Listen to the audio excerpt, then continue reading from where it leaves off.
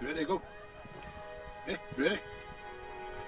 Today on Exploring Scotland's History, we're going to have a look at the hidden Hebrides.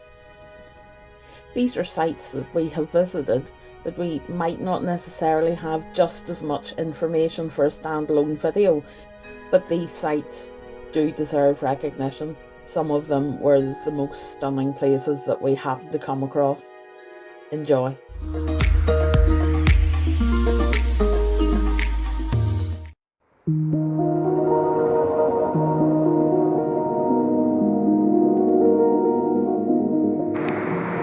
If you head out that way and keep going, the next thing you'll come to is the Arctic. They obviously don't like that one. Another mind-numbingly boring point about the Hebrides is that the rocks that make up the Hebrides are probably the oldest rocks you'll actually be able to see anywhere. Apparently some of these rocks are 3 billion years old, which is like pretty old.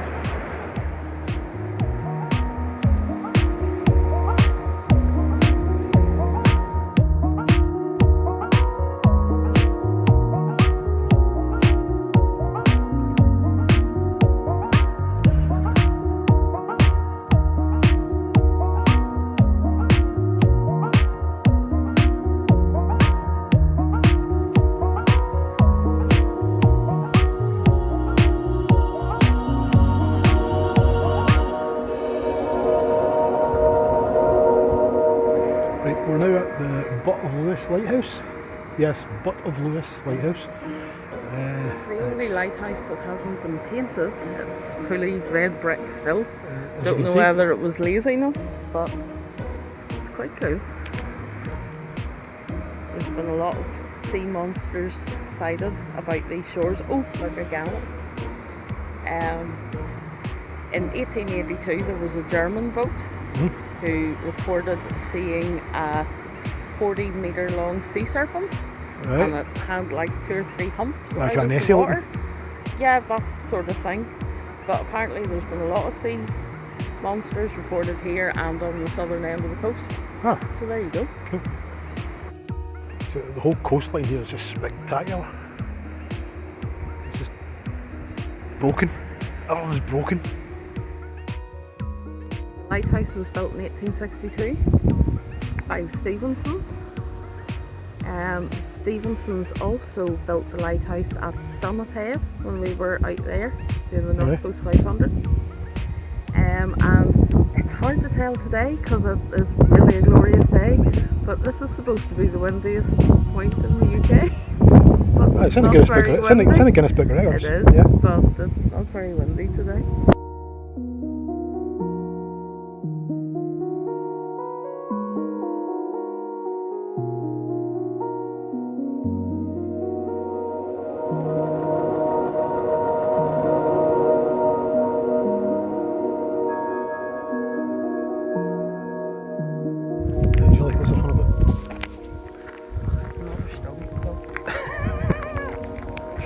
It's a cool stone. I think it's an important stone. Yeah. Not what the Trushal is. No idea. It translates to stone of compassion. There's a stone. Yep, there's a stone. Granted, there's a big stone, yeah. Apparently the biggest standing stone in Scotland. Apparently. Though I'm sure I've read that from several other ones, but I don't know. How big is it?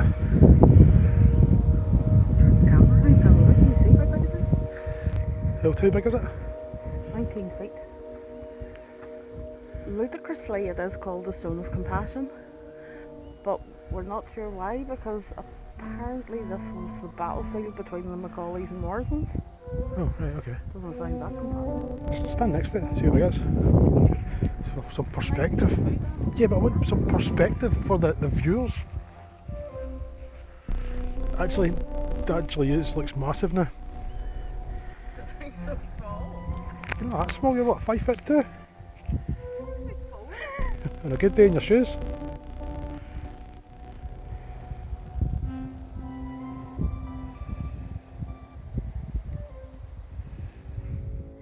These are the remains of 𝕳𝖊𝖉𝖊𝖓. Tradition tells the tale of John 𝕳𝖕𝖊, who in the 17th century seized 2 Macaulay men and took them to 𝕬𝖊𝖇𝖗𝖎. They escaped and returned to Lewis. Knowing an attack was imminent, 𝕳𝖕l shut himself in the broch with his wife, who was also a Macaulay. 12 of the best Macaulay men were dispatched to capture him. They got into the broch during the night, but struggled to hold 𝕳𝖕l down, until his wife called out, did they not know how to tie a bower? Her lineage clearly more dear to her than her marriage. So basically, by unfair means, they managed to imprison him, and thus started for Uig the next day, 𝕳𝖕l bound by rope, 2 men on each side. He was still capable of hurling them all into the water when crossing the 𝕳𝖊𝖇𝖗𝖎𝖓 River. They, however, managed to keep him captured and later summarily put to death. This is what in Scotland they call Traigh. Not very pleasant.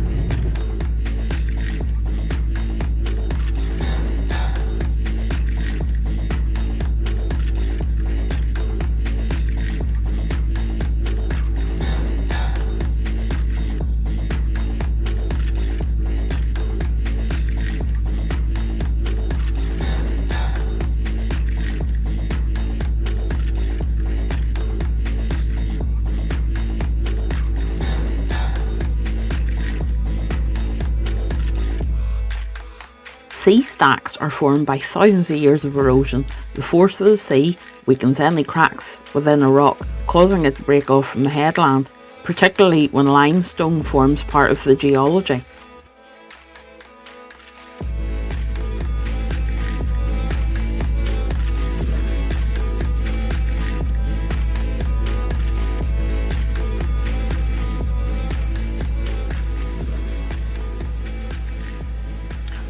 On the top of the cliff is what are the remains of Dún Othail.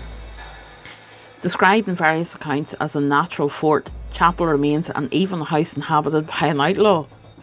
Tradition says the heir of 𝕳𝖊𝖇𝖗𝖎𝖓 was imprisoned at Dún Othail by 𝕳𝖊𝖇𝖗𝖎𝖓 in revenge. The story says 𝕳𝖊𝖇𝖗𝖎𝖓 jumped off the cliffs here with 𝕳𝖊𝖇𝖗 and they were both dashed in the rocks below. A second tradition involves the 𝕳𝖊𝖇𝖗𝖓. He foretold that the whole of Lewis would be depopulated by the sword, but one would come out of Dún Othail and they would give aid. The area is most closely linked to Clan Morrison as it lies within the ancient Ness boundary, the clan's traditional home.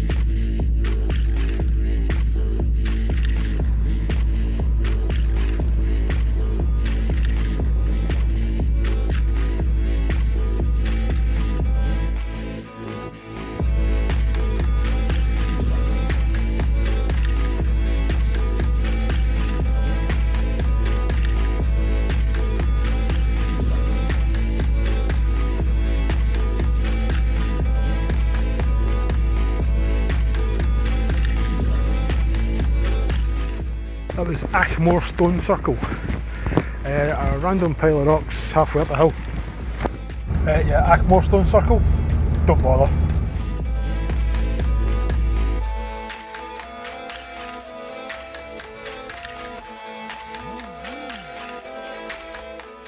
Even the beach at 𝕊𝖊𝖇𝖗𝖎𝖓 has some interesting archaeology surrounding it. Shell middens were found, which proved that this beach was part of the late Mesolit landscape.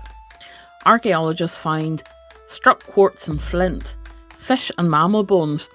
They had been both burnt and unburnt, charred hazelnut shells, and charcoal.